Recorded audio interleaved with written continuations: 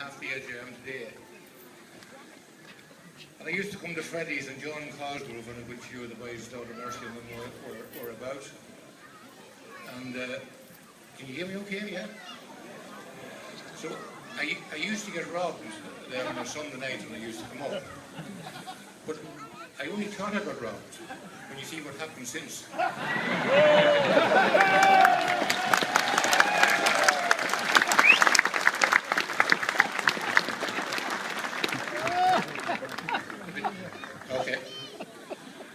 Okay, folks. I suppose just to say a few words about my view of where we are and where I have been and where we're going and what we're doing. I suppose I would start off by saying that if I'm to blame for any of it, all I can do is apologise for that. We certainly made mistakes, made lots of mistakes. There's no way we should have, or I should have. There's no point in blaming anybody else than myself. There's no way that I should have invested so much money in an Irish bank. But I didn't know what I was doing. I didn't know that they were what they were. And anyway, we done that, and there's court proceedings and that, so maybe I'd prefer to move on a wee bit from that and not get too involved in that aspect of it. But I do know that there's been a lot of blame attached over the last 4 or 5 years. Who's to blame for everything?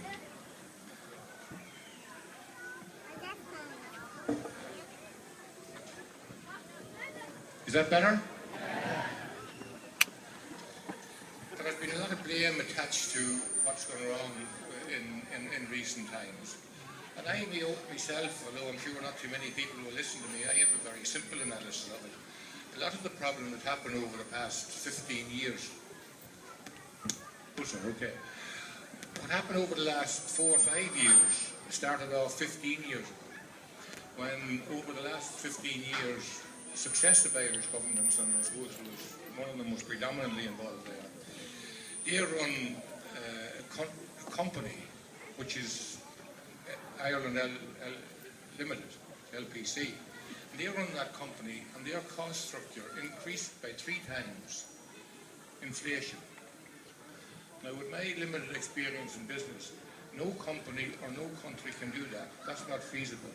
So if you increase your cost by 3 times inflation, you're going to finish up with a major problem. If you do it for 1 or 2 years, you might manage that. If you do it for 15 years, it's just not on, and it just won't work. The other thing I think was a major contributor to the downfall of the country was the 18, I think it was, about 18, 19, 20, there's different arguments, there's different views on how many it might be, but 18, 20, different tax incentive schemes who were available for building houses, hotels, offices, whatever it might be, throughout various parts of the country.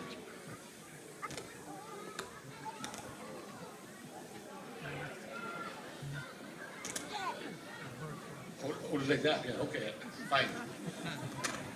I'll remember that for 10 seconds. So, I think that building all those houses, hotels, pubs, office blocks, or whatever it may have been, throughout hundreds of locations throughout the country over the last 15, 20 years, I think that, as well as running a budget deficit of 3 times inflation, I think that was crazy. I think that was the main source of our downfall. And I think it just fueled a bubble, and that bubble meant that when the cows come home to roost, or the birds come home to roost, or whatever you want to call it, when the country got into trouble in 2007, 2008,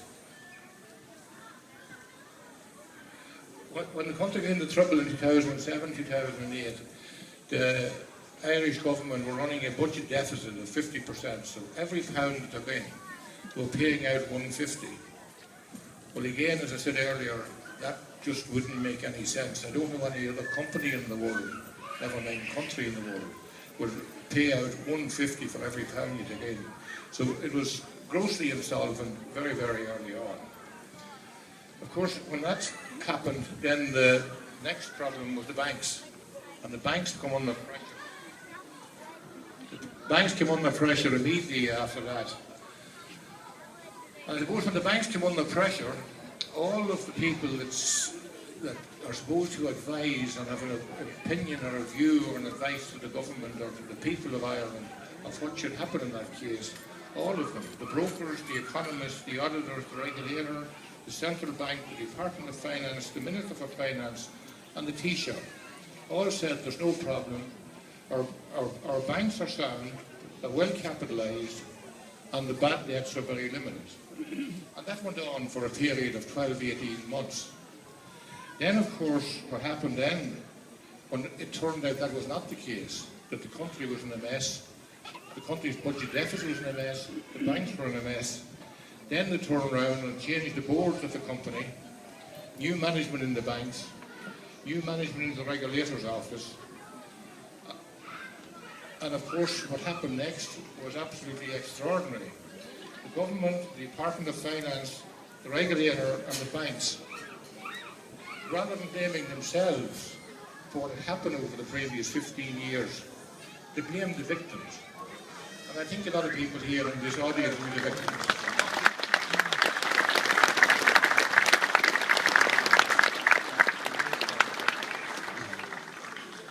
And secondly, certainly, I know I was a victim, and my family. So what they started to do then was throw people out of their homes, throw them out of their businesses, they took them over, and they put guys in to run them. And they wouldn't run a chicken farm. I mean, absolutely. They had no history in running companies, and now they have destroyed all the companies, including my own.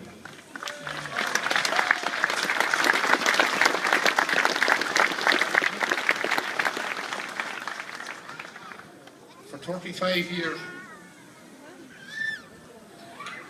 we added 200 jobs on average per year for 35 years. We doubled our profits every 4 years. We got involved in the annual fiasco. Then we were put into administration. Then they took the Quinn Group. Then they sacked the Quinns. And they paid off the management to make sure that they couldn't tell them the truth. So they couldn't go and sue or they couldn't support the Quinns. They paid them off handsome figures. Got rid of all the people in our company that any information regarding fraudulent loans or share support. They sacked every one of them, along with all of our families. They give our family zero. They give the people, and rightly so, I don't begrudge them that, they give the people that was involved in the financial affairs of the company, they give them fairly handsome dividends on the basis that would keep their mouth shut.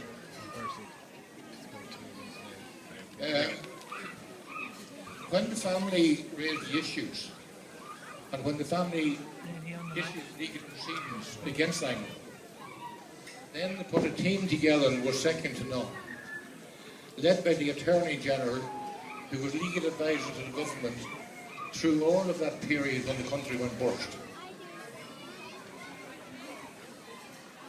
They also had people like John Bowe and Peter Fitzgerald, who had become prominent through the Irish Anglo tapes. They had them there to make sure that they would blacken the Quinns and put them in a position they wouldn't be able to sue the government, they wouldn't be able to sue Anglo.